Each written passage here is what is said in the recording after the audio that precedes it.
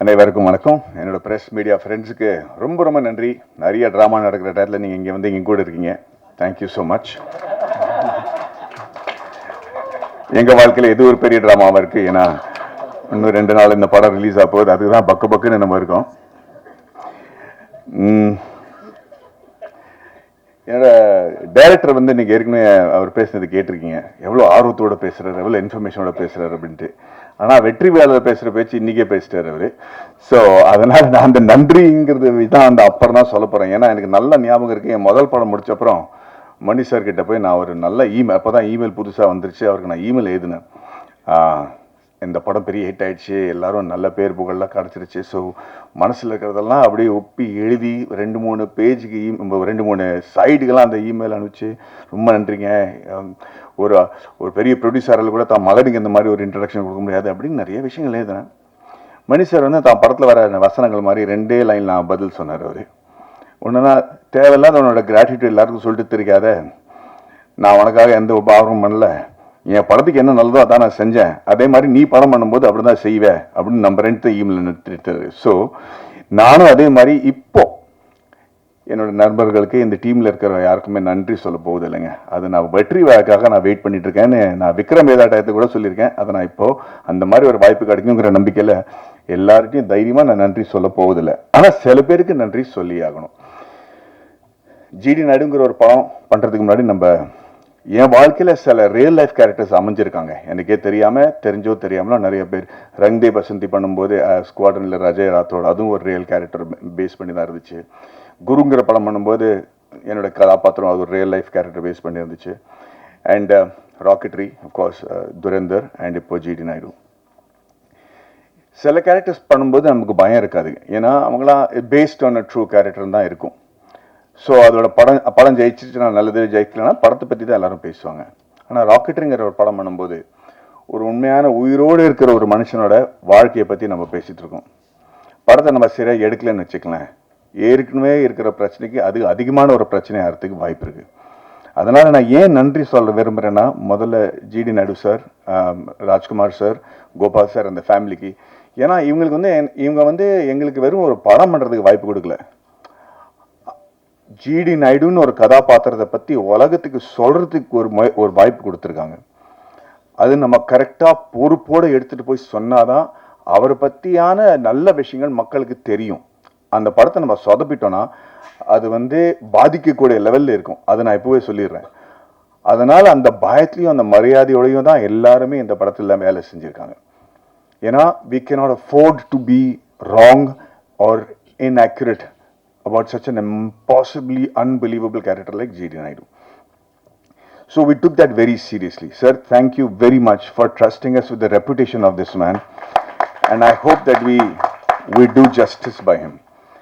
இரண்டாவது வந்து நான் ஏன் நன்றி இதில் சொல்கிறேன்னா, இந்த விழாவில் மக்கள் வந்து இந்த படத்தை ஏன் பார்க்கணும், அதை பற்றி தான் நான் இப்போ பேச விரும்புகிறேனே தவிர நன்றி அப்புறம் நான் சொல்லிக்கிறேன். பட் ஏன் இப்போ இந்த நன்றி சொல்லணும்னா, இதுலேயும் ஏன் மக்கள் வந்து படத்தை பார்க்கணுங்கிறது இருக்குது. அது அடுத்தது வந்து அரவிந்த் சார். அரவிந்த் சார் நானும் எப்போ பார்த்தாலும் அப்படியே உட்காந்துருப்பார், தூங்கிட்டு இருக்கிற மாதிரி இருப்பார், அண்ணா எல்லாத்தையும் கேட்டுருப்பார். அவர் நானும் அவரும் கிட்டத்தட்ட 23 வருஷமாக ஒரு ஃப்ரெண்ட்ஸாக நான் இருந்திருக்கோம். என்ஜினியரிங் மேலே எனக்கு எவ்வளோ ஆர்வம் இருக்கோ அதுக்கு 10 மடங்கு மேலே அவருக்கு நாலேஜும் இருக்குது, ஆர்வமும் இருக்குது. நான் என்ஜினியர் கிடையாது, நான் என்ஜினியரிங் படிக்கல, ஆனால் இன்ஜினியரிங்கோட மிகப்பெரிய ஃபேன்.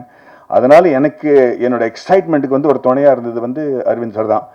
பிகினிங்லேயே வந்து ஹெலிகாப்டர் எப்படி பண்ணணும், அது எப்படி பறக்க வைக்கணும், ஆர்சி ஹெலிகாப்டர், உண்மையான ஹெலிகாப்டரில் ஆர்சி ஹெலிகாப்டர், பிளேன்ஸ் அதெல்லாம் பறக்க வைப்போம். அதுலேயே கீழே வந்து என்னோடய ஃபோனை ஒட்டி அதை எப்படி ட்ரோனை ஆக்குவோம், மேலேருந்து எப்படி ஃபோட்டோ எடுக்க முடியும் அப்படின்னு நிறையா எக்ஸ்பெரிமெண்ட்ஸ்லாம் நம்ம பண்ணியிருக்கோம். ஆனால் அவர் ஒரு சினிமாட்டோகிராஃபர், ஒரு டிஓபி, நிறையா படங்கள் பண்ணியிருக்காரு. இவ்வளோ நல்ல ஃப்ரெண்டாக இருந்தால் கூட நானும் அவரும் சேர்ந்து வேலை செய்கிறதுக்கு வாய்ப்பு கிடைக்கல. அவர் என்கிட்ட சைடாக சொல்லுவார், நம்ம 2 பேரும் எனக்கு ஒரு படமும் கிடைக்கல உங்க கூட மாடி அப்படின்னு அவர். எனக்கும் அது புரியல, ஏதோ ஒரு காரணத்துக்கு அது அமையாமையே இருக்கும். ராக்கெட்ரிங்கிற படத்தில் கூட அப்போ அங்கே நான் பாம்பே போய் செட்டில் ஆகிட்டேன். ரொம்ப நாளுக்கு அப்புறம் தான் தொடர்பே நமக்கு ஸ்டார்ட் ஆகுது. ஆனால் அப்போ கூட நம்ம நடுநடுவில் பேசுவோம். பார்த்தா நிறைய நாள் ஒரு கிட்டத்தட்ட 6-8 மாதமாக பேசலை நம்ம, என்னால் பிஸியாக இருந்துட்டேன். திடீர்னு ஃபோன் பண்ணி அவருக்கு நான் ஃபோன் பண்ணுறேன், அரவிந்த் சார் எனக்கு ப்ராஜெக்ட் கிடச்சிருச்சு, நீங்கள் வரீங்களா அப்படின்னு கேட்டிருக்கேன். என்ன ப்ராஜெக்ட் மேடம்? ராக்கெட்னு ஒரு ப்ராஜெக்ட். ஓ வெரி குட். நான் என்ன பண்ணுவோம், நீங்கள் வாங்க என் கூட துணையா இருங்க, இந்த படத்தை நம்ம பண்ணுவோம், உங்களுக்கு இன்ஜினியரிங் பற்றி நிறைய தெரியும், வரீங்களா அப்படின்னு கேட்டேன். வரேனே அப்படின்னாரு. எப்போ வரணும் அப்படின்னு கேட்டார். ஒரு 3 மணி நேரத்தில் ஃப்ளைட் இருக்குது, பாம்பேக்கு வந்துடுறீங்களான்னு கேட்டேன். நம்ப மாட்டீங்க, குடும்பத்தோடு வந்துட்டாங்க சார். அவங்களும் அவங்க ஒய்ஃப், எனக்கு ரொம்ப பிடிச்ச ஒரு லேடி வைஷ்ணவி மேம், 2 பேரும் சேர்ந்து அன்னைக்கு வந்தவங்க ராக்கெட்ரி முடிஞ்சு ரிலீஸ் வரைக்கும் என் கூடயே இருந்திருக்காங்க.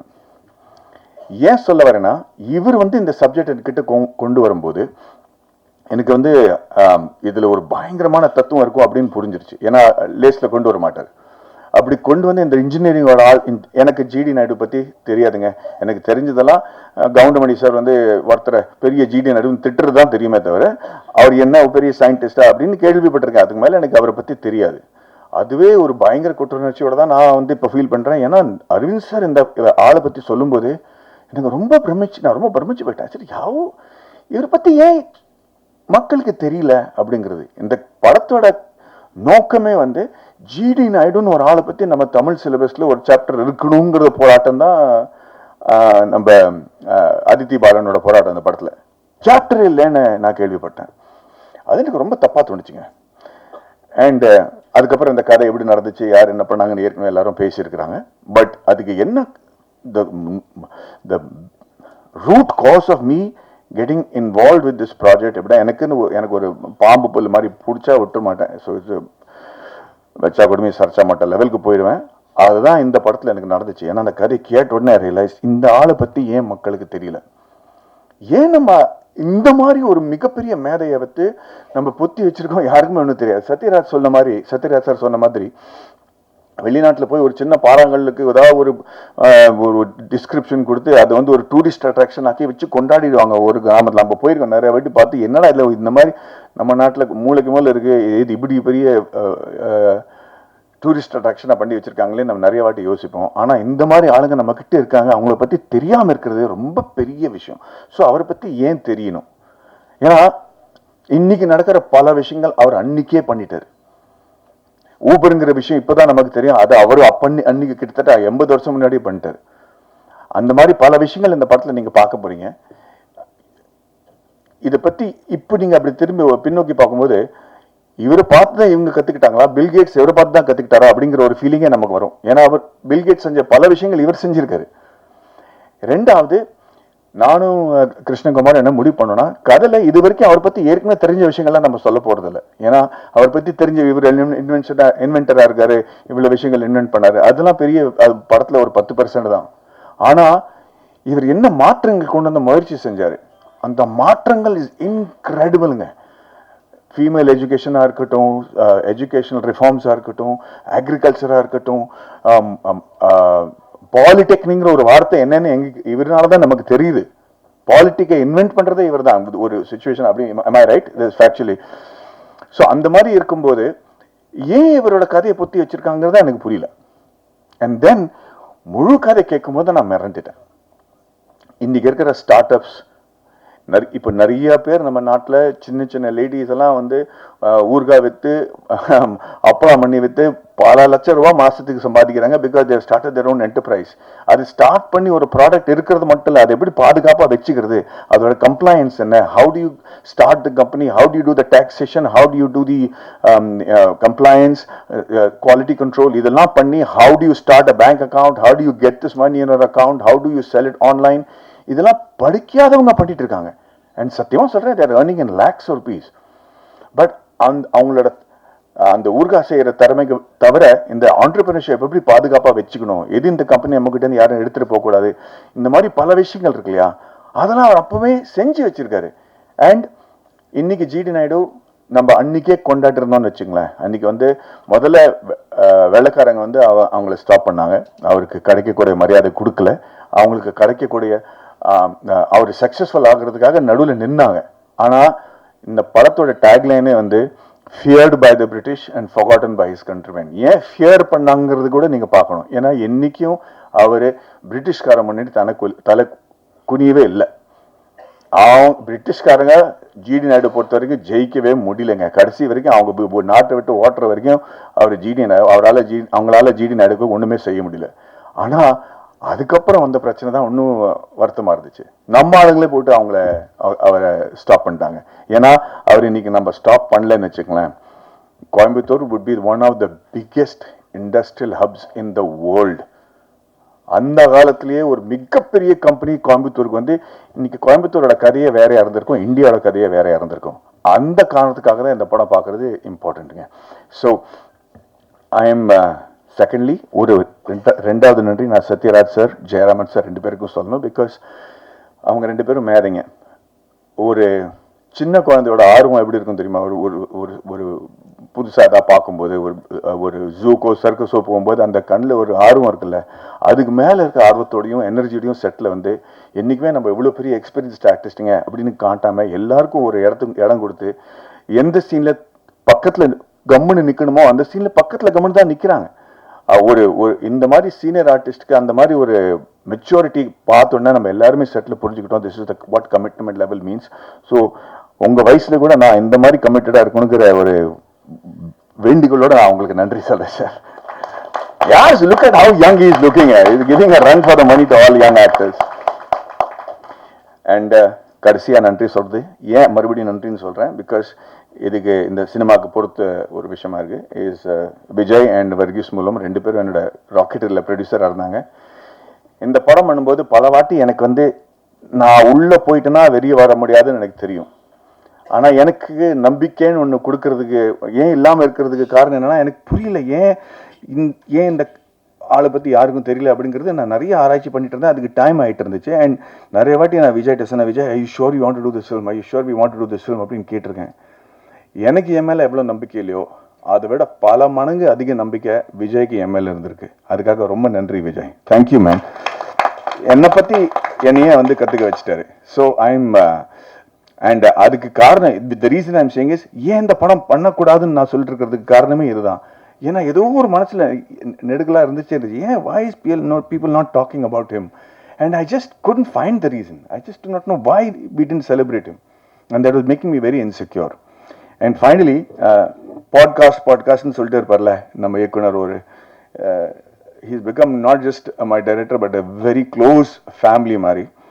பட் படம் ஒத்துக்கிறதுக்கு காரணமே இந்த மாதிரி ஒரு பாட்காஸ்ட் தான். இந்த படத்தோட ஒரு சீனோட பாட்காஸ்ட் நான் ப்ளே பண்ணி காட்டணும்னு ஆசைப்படுறேன் சார். இவரோட குரல், இவர் பண்ண சவுண்ட் எஃபெக்ட்ஸ் எல்லாரும் கேட்டுங்க. அவரது உதவியாளரும் இன்னொரு குமாஸ்தாவும் பேசிக் கொண்டிருக்கிறார்கள். சாரங்கபாணி வந்ததும் எழுந்து நிற்கிறார்கள். சாரங்கபாணி டென்ஷனாக, வெளில போறது ஜிடி நாயுடு ஆபீஸ்ல வேலை பார்க்குற கிளர்க்கு தானே, எதுக்கு வந்துட்டு போறார்? வருமான வரி உதவியாளர். ஐயா, இவர் வேற ஜோலியா வந்திருக்கிறாரு. மிஸ்டர் போஸ்னு ஒருத்தரோட கடந்த 3 ஆண்டுகளா வருமான வரி கட்டின விவரங்களை கேட்டு வாங்கிட்டு போறார் சார். சாரங்கபாணி டென்ஷனாக, யோ யார் வந்து என்ன கேட்டாலும் கொடுத்துருவீரா? வருமான வரி உதவியாளர், இல்லைங்க சார், அவர் போஸோட சரியான ஆவணங்களை எல்லாம் காமிச்சிட்டு தான் வாங்கிட்டு போறார் என்று அந்த ஆவணங்களை காண்பிக்கிறார். சாரங்கபாணியும் அவற்றை பார்க்கிறார். சாரங்கபாணி குழப்பத்துடன், அது சரி, ஆனா நாயுடு ஆபீஸ்ல இருந்து எதுக்கு போஸோட ஆவணங்களை வாங்கிட்டு போறா என்று அவர் கேட்க, மற்றவர்கள் புரியாமல் விழிக்க, வெளியே ஏதோ சலசலப்பு கேட்டு இவர்கள் வெளியே வராண்டாவுக்கு வருகிறார்கள். பியூன் ஓடி வருகிறார். பியூன் சாரங்கபாணியிடம், சார், ஒரு ஆள் நாயோட வந்து கலாட்டா பண்றாரு சார், நாயை உள்ள விட முடியாதுன்னா கேட்க மாட்டேங்கிறாங்க, எகத்தாளமா பேசுறார் சார் என்று சொல்ல சாரங்கபாணி வெளியே பார்க்கிறார். அங்கே ராஜபாளையம் நாட்டு நாய் ஒன்றுடன் ராமையா பிள்ளை. நாய் மற்றவர்களை பார்த்து குறைத்தபடி இருக்க அதன் பிடியை விடாமல் இருக்கிறார் ராமையா பிள்ளை. சாரங்கபாணி வாசலை நோக்கி நடந்து வருகிறார். ராமையா பிள்ளை உறக்க சாரங்கபாணிக்கு கேட்கும்படி, வணக்கம் சார், வாழ், இப்பெல்லாம் அடிக்கடி சந்திக்கிறோம். சாரங்கபாணி கடுப்புடன் நடந்தபடியே, மீதி போய் படத்தை பாருங்க. இப்படி ஒருத்தர் கதை சொன்னாங்கன்னு வச்சுங்களேன், எப்படிங்க நம்ம பண்ணாம இருக்க முடியும்? இதை பத்தி கவலைப்படாத, இன்னும் 4 மணி நேரத்துல படம் பார்க்க போறாங்க. ஸோ அது இதுல நிறைய மாற்றங்கள் இருக்கு, பேரெல்லாம் மாத்திருக்கோம் நம்ம, அதனால ஏன்னா அந்த சென்சாரோட மேட்டர்லாம் இருக்கு. பட் இரியா உன் குரல்ல எனக்கு ராத்திரி கூட கேக்குது. ஸோ அந்த மாதிரி ப்ரெப் இருக்கும்போது எந்த நடிகனாலையும் இல்லைன்னு சொல்ல முடியாது. ஸோ இந்த வாய்ப்பு எனக்கு கிடைச்சதுக்கு நான் வந்து ரொம்ப பெருமைப்படுறேன். காந்தின்னு ஒரு படம் சொன்னால் நீங்கள் வந்து பென் கிங்ஸ்லி பற்றி தான் யோசிப்பீங்க. பிகாஸ் இல்லை, நம்ம வந்து அன்றைக்கி நம்ம பேசிட்டு இருக்கோமோ வீரபாண்டிய கட்டபொம்மன்னா நமக்கு வந்து சிவாஜி கணேசன் சார் தான் ஞாபகம் வருவார். அது ஒரு பெருமையோட ஒரு பொறுப்பு கூட தான். So I hope that with GD Naidu I have done justice to one great legendary man and be my honour. Thank you very much. வணக்கம், நன்றி.